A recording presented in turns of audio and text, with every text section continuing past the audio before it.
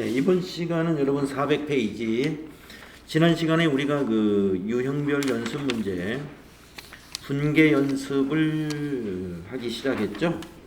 그래서 이번 시간에는 400페이지 9번부터 아마 지난 시간에 8번까지 분계를 한 것 같아요. 400페이지 8번까지. 그렇죠. 23일 날. 자, 오늘은 9번부터 한번 이번 시간에 분계하고 다음 시간은 또 실무 수행 이렇게 해보도록 하겠습니다. 자, 오늘하고 내일까지. 오늘은 4교시, 내일은 수업이 2교시 잡혀 있습니다. 그래서 내일은 4시에 수업이 끝나게 되겠습니다. 그래서 오늘하고 내일까지는 집합 수업 이대로 하시는 거고요. 4일부터 16일까지 여러분들 또 TAT 2급 문제풀이 쌍방향 수업이 됩니다. 그래서 장비가 혹시 안 되시는 분은 4일부터 16일 사이에서도 집에서 지금 장비가 안 된다고 학원 나와서 하시면 됩니다. 집에 장비가 되시는 분은 집에서 하는 게 더 날씨도 춥고 하니까 좋겠죠. 이렇게 해주시고요. 자, 그러면 9번 문제 보겠습니다. 부실 상사에 대한 외상 매출금 3,300만 원. 3,300만 원의 소멸시효가 완성되어 대손 처리하였다. 이날 대손 충당금 잔액은 1,000만 원이고 부가가치세는 고려하지 않고 분계를 한번 해보자 하는 얘기가 되겠습니다. 자, 그러면은 대손 처리 분계입니다. 그래서 대손 처리를 하는 분계는 차변의 대손 충당금 코드가 외상매출금에 대한 대손 충당금이니까 109번이죠. 1,000만 원 상계시키고요. 모자라는 2,300만 원 차변의 비용 발생, 대손상각비로 비용 발생 되겠습니다. 그리고 대변은 외상매출금 거래처 코드 부실상사 3,300만 원 자산 감소해야죠. 네, 9번 대손 처리 분계 이렇게 하시면 됩니다. 다음은 10번을 보겠습니다. 나약기업의 제품을 매출하고 받은 나약기업 발행 약소거금 600만 원이 부도로 인하여 대손이 확정되었습니다. 대손 충당금 잔액은 500만 원이고 부가가치세 고려하지 말고 분계를 해보시라. 어떻게 될까요?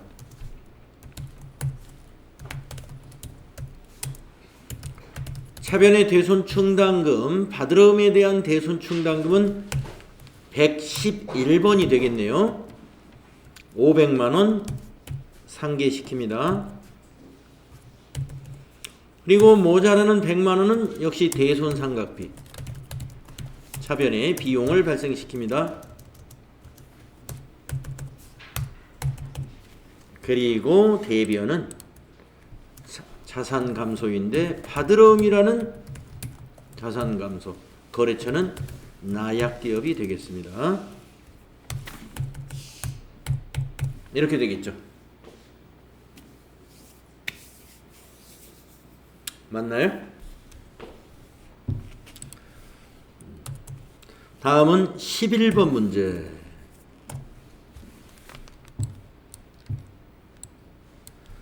당사는 부실기업에 대하여 단기대여금 1,000만 원을 회수 불능채권으로 보아 전액 대손 처리하였다. 이때 대손 충당금은 700만 원이 확인됐습니다. 차변의 대손 충당금 단기대여금에 대한 코드를 제가 암기하지 못했기 때문에 모르겠습니다만 하여튼 단기대여금의 다음 코드를 쓰게 됩니다. 네, XXX 단기대여금 다음 코드로 해야 되는 것이고요. 700만 원 대손 충당금이 있으니까 여기서 상계하고, 모자라는 300만 원은 대손 상각비가 아니라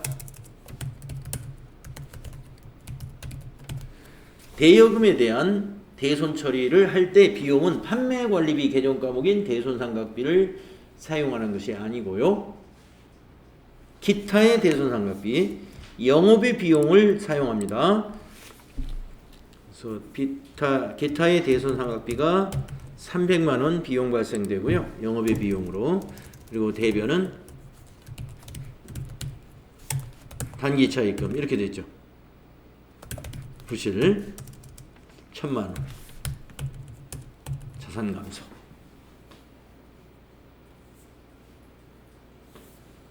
이렇게 돼야 되겠습니다.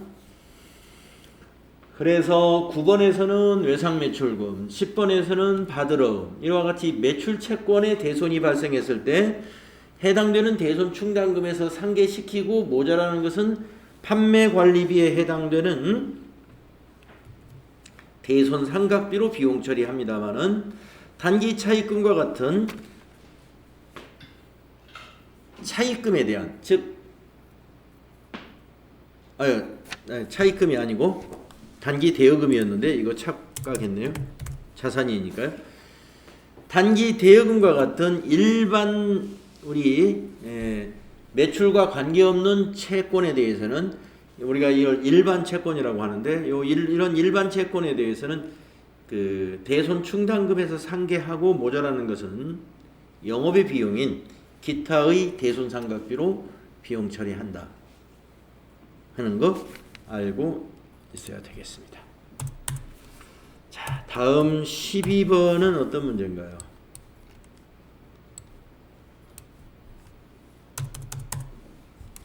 12번.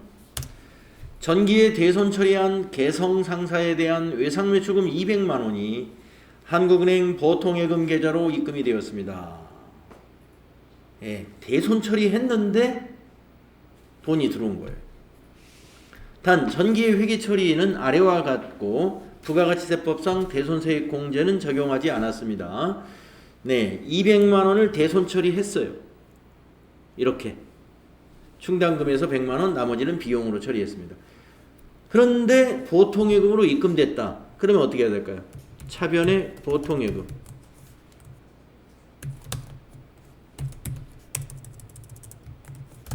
한국은행 200만 원 자산 증가시켜야죠.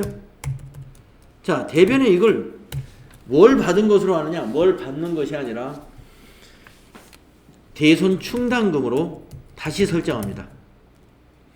대손 충당금에서 상계했잖아요. 그래서 대손 충당금으로 상계했던 거를 다시 충당합니다. 그래서 대손 충당금, 이것은 외상매출금에 대한 대손 충당금이니까 109번에다가 충당을 해야 돼요.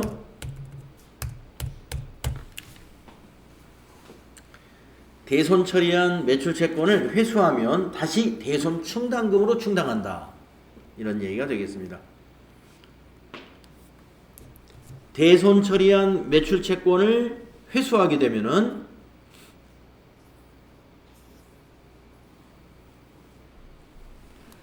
이미 대손 처리했는데 전기에 대손 처리한 것이 돈이 들어왔단 말이에요. 그러면 대손 충당금으로 충당한다. 대손 충당금에 충당시킨다. 요 사실을 기억하고 있어야 되죠. 다음은 13번 문제 보겠습니다.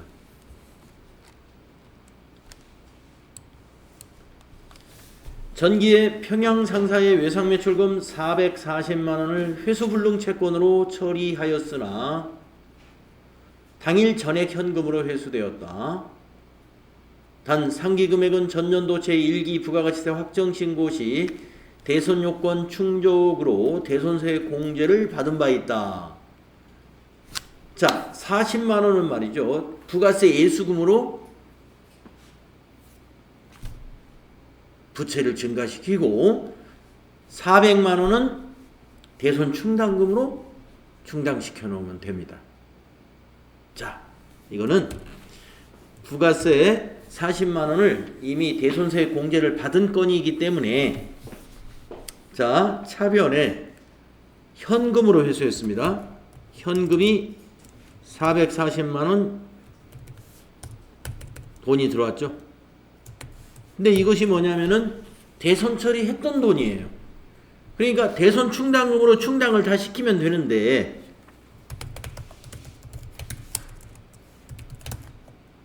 외상매출금에 대한 거니까 109번으로 근데 400만원만 충당을 한다 이거예요.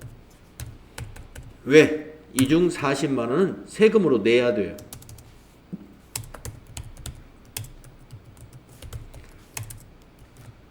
우리가 대손세 공제를 받았다면은 그 돈을 받았으니까 다시 납부를 해야죠. 그래서 대변에 부가세 예수금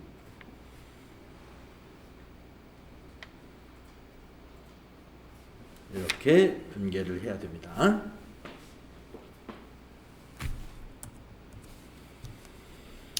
다음은 14번을 볼게요. 14번이 어떤 문제입니까?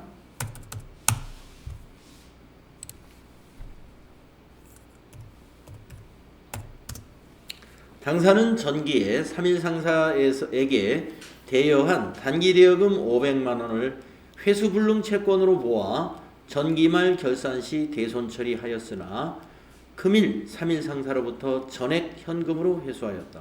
단 전기 대손 처리는 모두 대손 충당금과 상계했었습니다. 단기 대여금 500만원 대손 처리했던 돈이 들어왔다 이런 얘기죠. 예.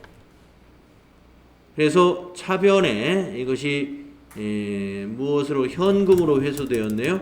현금 500만원이 되는 거고요. 대변은 대손 충당금. 이 코드는 이제 단기 대여금에 대한 대손 충당금 코드에 맞는 코드를 선택해야 됩니다.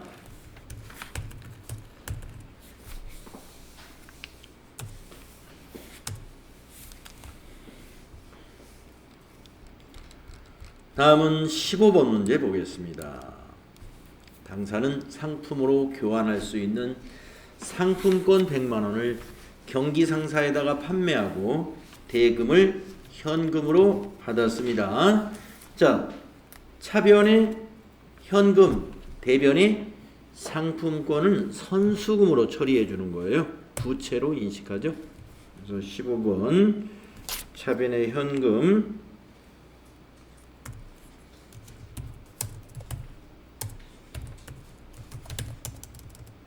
100만원 대변에 그냥 선수금이라고 하는 계정을 쓰는 회사도 있고요.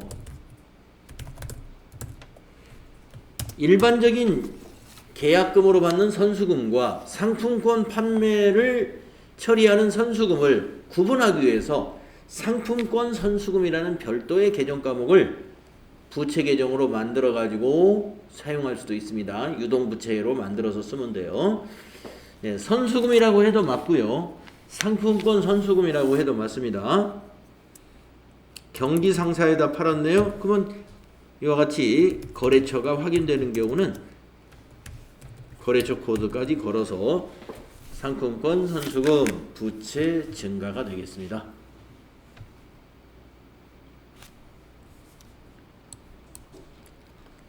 다음 16번 볼까요?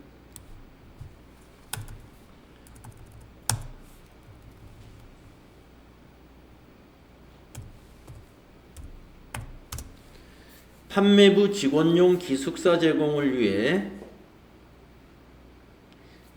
원룸 두 채에 대하여 임대차 계약을 맺고 이와 관련한 보증금을 당사 한국은행 보통예금 계좌에서 전액 지급했습니다. 보통예금 대변이 되겠습니다. 임대차 계약 기간은 2년이고 계약한 금액은 보증금 1억 원입니다. 자, 임대차 계약을 맺으면서 우리가 보증금을 지급하면은 그것을 우리는 임차 보증금이라는 자산으로 잡습니다. 회사는 모르겠고요. 금액은 1억 원. 대변에 돈이 나가죠. 보통예금 한국은행에서 1억 원이 감소합니다. 그래서 차변의 임차 보증금 자산 증가,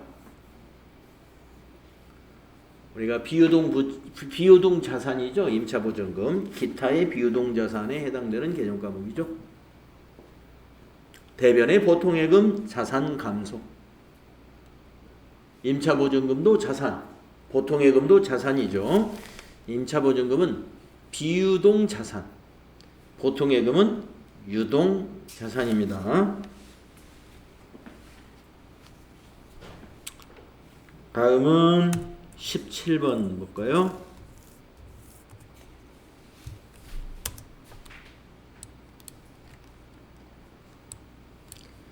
당좌 거래 개설 보증금 300만 원을 현금으로 예치하여 우리은행과 당좌 거래를 개설했습니다. 자, 우리가 당좌 거래 개설 보증금을 회계 처리하는 개정 과목이 뭐가 있냐면 특정 현금과 예금이라고 하는 개정 과목을 씁니다. 당좌 거래 개설 보증금이다 그러면은요 특정 현금과 예금이라는 개정 과목 사용하세요. 특정 현금과 예금 개정 과목 등록돼 있어요. 300만 원 자산 잡고 대변은 현금으로 예치했죠. 대변의 현금이 300만 원 감소하게 되겠습니다. 당좌거래 개설보증금은 특정 현금과 예금이다. 개정 과목의 분류가 특정 현금과 예금이고 저거는 투자자산으로 분류해요. 투자자산에 해당되는 개정 과목이에요. 특정 현금과 예금이.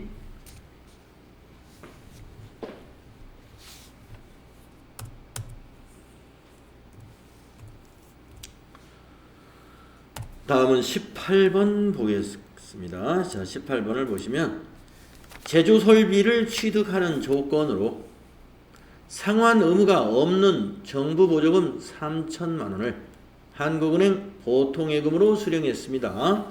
자, 차변에 오는 게 보통예금 되겠네요. 한국은행 3천만 원 입금이 됐습니다.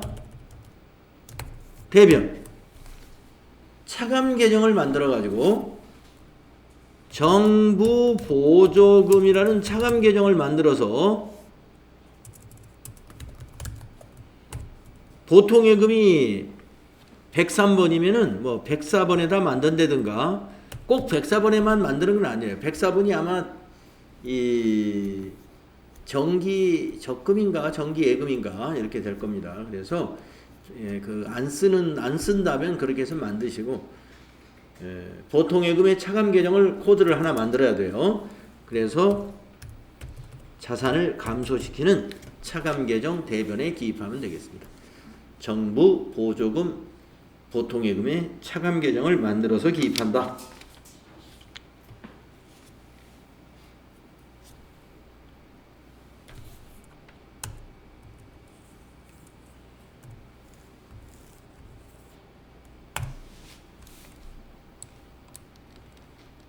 자, 19번을 보겠습니다.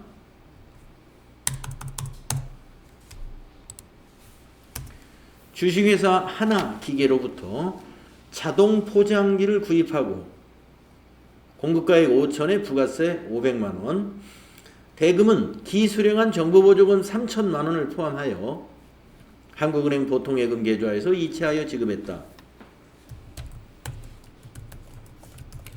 차변의 기계장치 5천만 원, 부가세는 공제받아야 되니까 부가세 대급금 500만 원,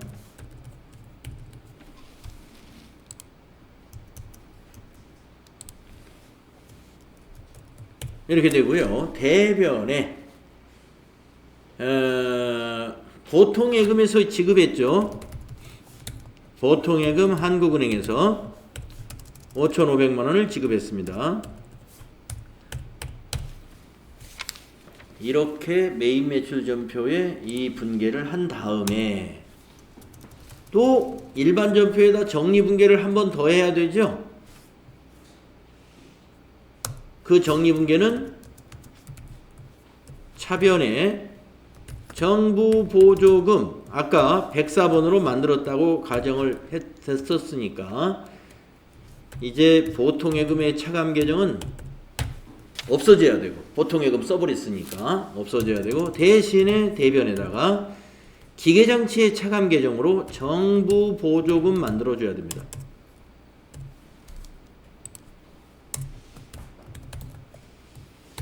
기계장치 차감 계정 기계장치 차감 계정으로 코드 만들어 가지고 자산 감소를 시켜줍니다. 이와 같이 19번은요 분계를 2건으로 합니다.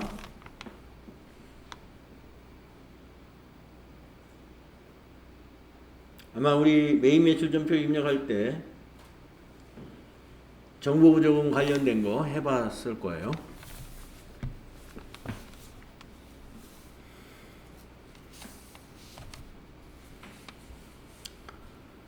다음은 20번을 볼까요? 20번은 어떤 문제인가요?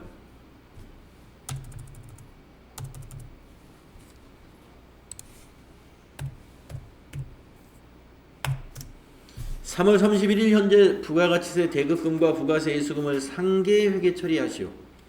납부할 세액은 미지급세금으로 처리하시오. 부가세 이수금 4,690, 부가세 대급금 910만원. 네. 그러면 납부할 세액은 4,690만원에서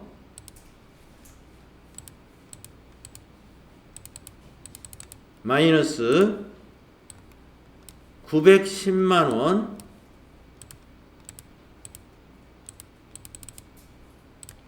3,780만원이 납부할 세액이 됩니다. 그래서 분계가 어떻게 되는 것이냐? 자, 차변에 부가세 예수금을 먼저 상계시키죠. 부가세 예수금은 부채감소 차변에다 기록하고요. 46,900,000. 그리고 대변에 부가세 대급금이죠.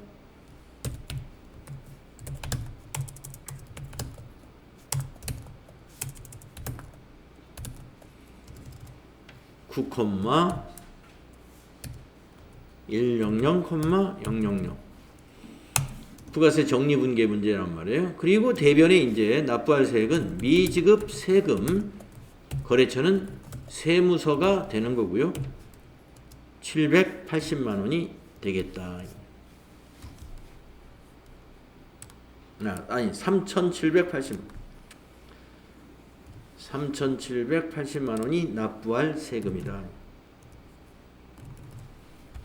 그래서 차변과 대변의 합계가 이렇게 하면 일치해야 되겠죠?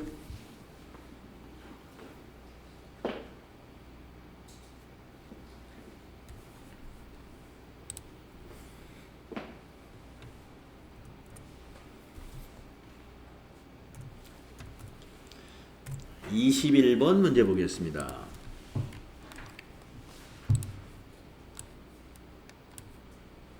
미납된 부가가치세 500만원 전년도 이익이 확정분과 이에 대한 가산세 24,000원을 한국은행 보통예금 계좌에서 납부했습니다. 단 미납된 부가가치세는 미지급세금 계정에서 처리하고 있고 가산세는 세금과 공과금, 판매관리비로 회계 처리하고 있습니다. 네, 보통 이렇게 처리합니다. 그래서 차변에 미지급 세금 부채 감소시켜야죠. 거래처 세무서일 거고요. 500만원이죠. 자, 24,000원은 가산세. 가산세는 미지급 세금이 아니고 세금과 공과금이라는 판매관리비.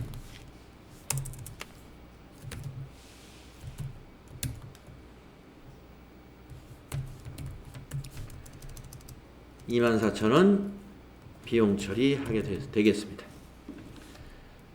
그리고 대변에는 뭘로 납부했느냐? 예, 그거 기록하시면 되겠죠. 보통예금에서 납부했다. 보통예금 한국은행에서 5,024,000이 감소했죠. 보통예금에는 자산이 524,000원 감소하게 된다. 이런 보게 되겠습니다. 다음은 22번을 보도록 하겠습니다.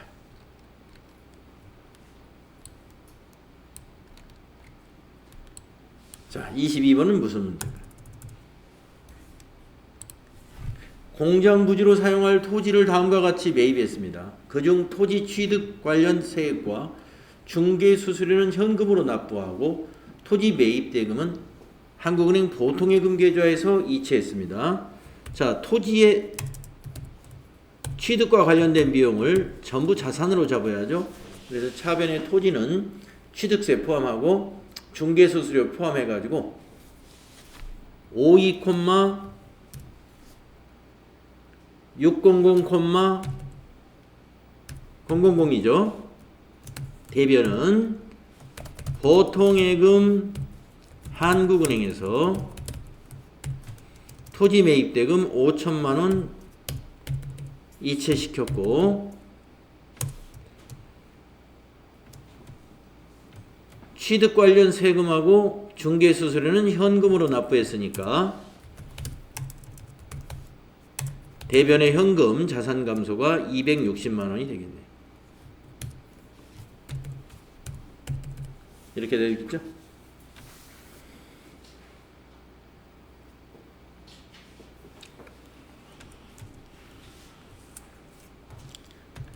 다음은 23번을 보겠습니다. 주차장으로 사용할 토지를 기흥개발로부터 구입하고 이와 관련해 아래와 같은 지출이 발생했습니다. 자, 토지를 샀어요. 그런데 토지 대금은 5,000만원, 선지급한 계약금 500만원을 제외한 4,500만원을 한국은행 보통예금 계좌에서 이체했습니다. 중개수수료 80만원, 기타 소득 원천징수 2만원을 차감한 78만원을 현금으로 지급했습니다. 자, 차변에 토지의 취득원가가 얼마냐? 5,000만원 하고 그 다음에 중개수수료 80만원. 그래서 5,080만원이 취득원가가 됩니다. 자, 대변. 자, 500만원은 계약금에서 정리했어요. 그러면 계약금을 줄 때 우리가 선급금이라고 했을 거란 말이에요. 토지의 계약금. 그 선급금이 대변에 와서 자산 감소돼야죠. 500만원.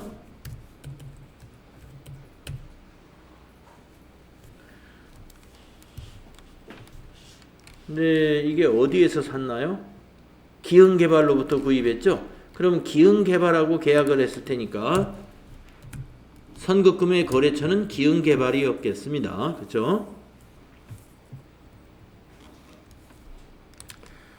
그리고 4,500만원은 보통예금에서 이체했죠. 보통예금 한국은행에서 4,500만원을 이체했다.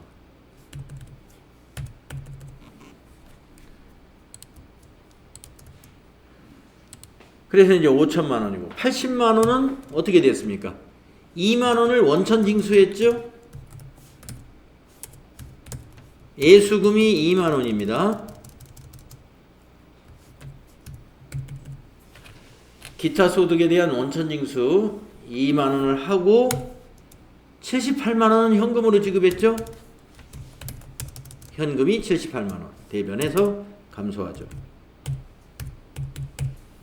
이렇게 되겠습니다. 조금 복잡하네요.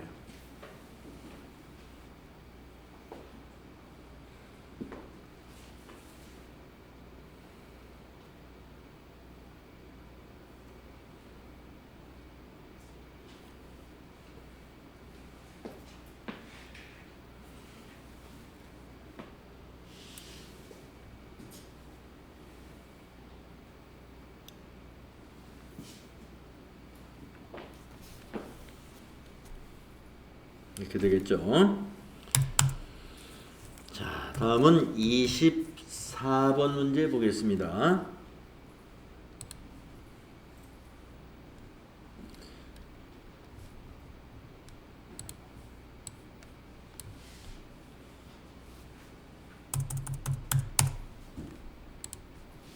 당사는 사옥으로 사용할 목적으로 현대개발로부터 건물과 토지를 3억 원에 일괄 취득하였고 대금은 전자어음을 발행했습니다.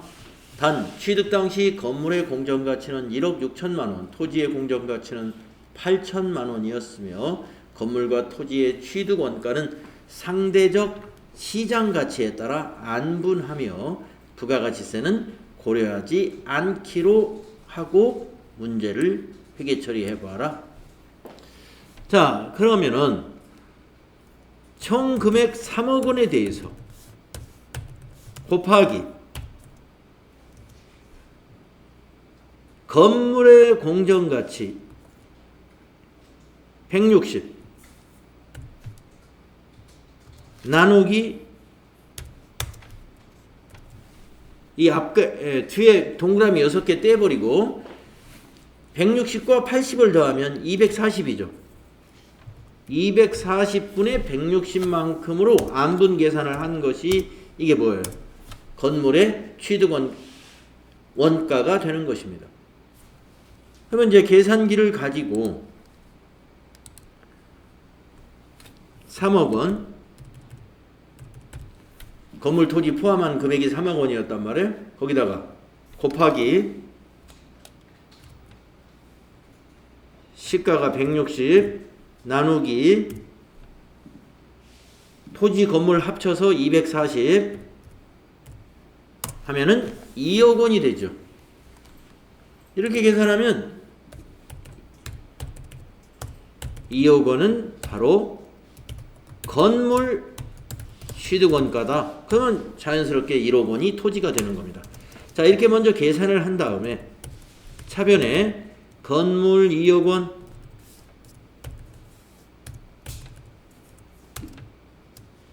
또 차변에 토지 1억 원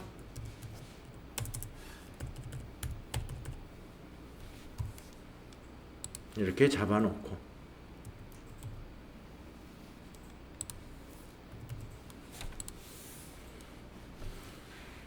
그렇죠?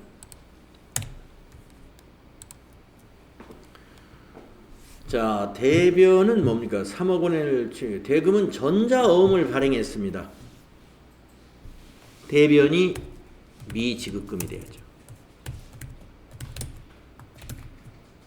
거래처는 현대개발에 미지급한 거죠. 3억 원이 미지급금이 됩니다. 왜 지급어음이 아니냐? 우리가 어음을 발행할 때 원재료나 상품을 매입하고 어음을 발행했을 때만 지급어음이라는 매입 채무 계정을 쓸 수가 있습니다. 재무회계 규칙이 회계처리 기준이 그렇게 돼 있어요. 그래서 지금과 같이 사옥을 짓기 위해서 토지를 매입한다든가 또는 건물을 매입한다든가 이러한 경우에는요. 그러한 경우에는 우리가 매입 채무인 지급어음 계정으로 사용이 안 됩니다. 그래서 어음을 발행했지만 미지급금 이렇게 회계 계정 과목 분류를 미지급금으로 하셔야 돼요. 지급어음을 하면 틀려요.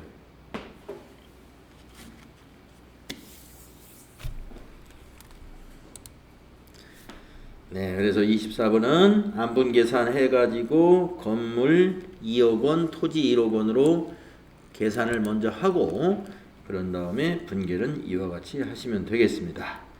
그리고 어음을 발행했다 하더라도 아까 말씀드린 대로 원재료를 매입하고 어음을 발행했다든가 아니면 상품을 매입하고 어음을 발행했다든가 아니면 상품이나 원재료를 매입하면서 외상으로 매입했던 것을 외상 매입금을 어음을 발행하여 지급했다든가 이런 경우에만 지급어음이 되는 거예요. 아시겠죠? 자, 다음은 25번 문제 한번 보겠습니다. 네. 네. 예.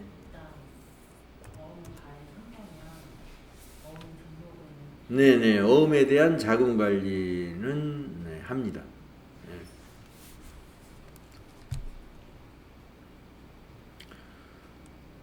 다음은 25번 문제 보겠습니다. 제품 창고 건설을 위하여 건물이 있는 부지를 구입하고 동시에 건물을 철거했습니다. 자, 아까 24번은 건물 부분에 대해서 건물을 자산으로 잡았습니다. 그런데 지금 25번은 건물이 있는 토지를 산 거예요. 그런데 그 건물을 쓰려고 산 게 아니에요. 건물을 철거한 걸로 봐서. 자, 그래서 건물을 철거한 것은 뭐냐? 철거 비용이 들어가잖아요. 그 철거 비용도 토지 취득 관련 비용에 포함해요. 토지 원가에 포함하는 거예요. 자, 건물이 있는 부지의 구입비로는 1억 원을 한국은행 보통예금 계좌에서 이체하고 철거 비용으로 500만 원을 이제 철거 회사에다가 현금으로 지급했다 이런 말이에요. 그러면 이 거래는 차변의 토지를 얼마로 잡는 거냐면은 105,000,000,000 1억 500만 원을 토지의 취득원가로 봐야 돼요. 대변은 보통예금 한국은행이 1억 원이 감소하고 현금이 500만 원 감소하고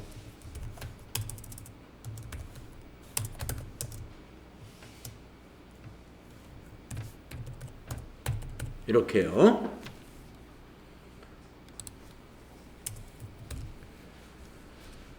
자, 건물이 있는 부지를 매입하고 그 건물을 철거했다 라는 이런 형태로 문제가 나오게 되면은 그 철거 비용을 토지의 취득원가에 포함시켜라 이런 것을 기억하세요.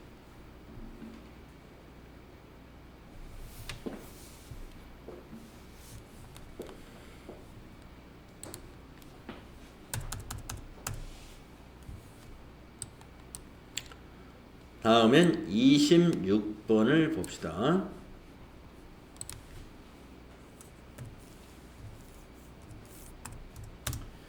사용 중인 공장 건물을 새로 신축하기 위하여 기존 건물을 철거했습니다. 철거 당시의 기존 건물의 취득금액 및 감가상각 누계액의 자료는 다음과 같습니다. 자, 그러면 지금 이 거래는 건물을 철거한 거래예요. 그러면 건물 철거는 뭘 의미하느냐? 건물을 돈을 안 받고 어떻게 해요? 처분한 걸로 회계 처리해 줘야 돼요. 그러니까 건물 정리하는 회계 처리를 해줘야 됩니다. 자, 건물 1억 원짜리를 정리해야 돼요. 취득원가 1억 원이고 이때 감가상각 누계액이 8천만 원이니까 건물의 장부금액은 2천만 원입니다. 철거 비용으로 300만 원만큼 현금이 지출됐습니다. 자, 그러면 돈을 받은 것이 아니라 300만 원이 나갔으니까 2,300만 원만큼 유형자산 처분 손실이 발생하게 됩니다. 한번 해볼까요? 자, 차변에 감가상각 누계액 건물이 없어졌으니까 건물의 감가상각 누계액도 없어져야 되니까요. 차변에 와서 없어지고 건물이 없어졌으니까 대변의 건물을 기록해야죠. 1억 원짜리가 없어진 거예요. 취득원가로 정리해야죠. 그리고 대변의 현금이 말이죠. 300만 원이 나갔습니다. 철거비로 대변의 현금이 300만 원이 됩니다. 그러면 여기에 올 수 있는 금액이 얼마가 지금 차액이 나느냐를 한번 생각을 해보면 이 금액이 자, 차변이 8천, 대변이 1억 300이니까요. 2,300만 원이 지금 차이가 나지 않습니까? 자, 2,300만 원이 뭐냐? 건물의 취득원가하고 감루를 빼면은 그게 장부금액이잖아요. 장부금액이 2천만 원인데 이 건물을 없애버렸어요. 그러면 2천만 원 손실 나게 돼 있어요. 그런데 철거비로 300만 원까지 지급했습니다. 같이. 그러면 여기 장부금액 2천만 원에다가 요 300만 원이 모두 손실이 발생한 겁니다. 그 손실을 뭘로 처리하느냐? 처분한 걸로 처리하는 거예요. 유형자산 처분 손실이라고 하는 개정 과목으로 2,300만 원을 인식하면 돼요. 유형자산 처분 손실 2,300만 원 아시겠죠?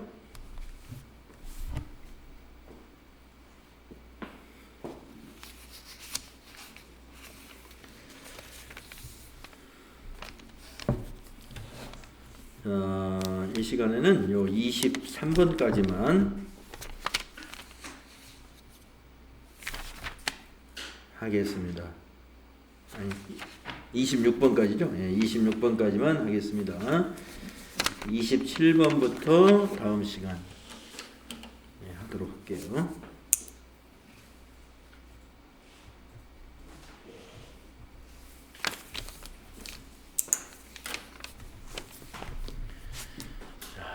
쉬었다가 하겠습니다.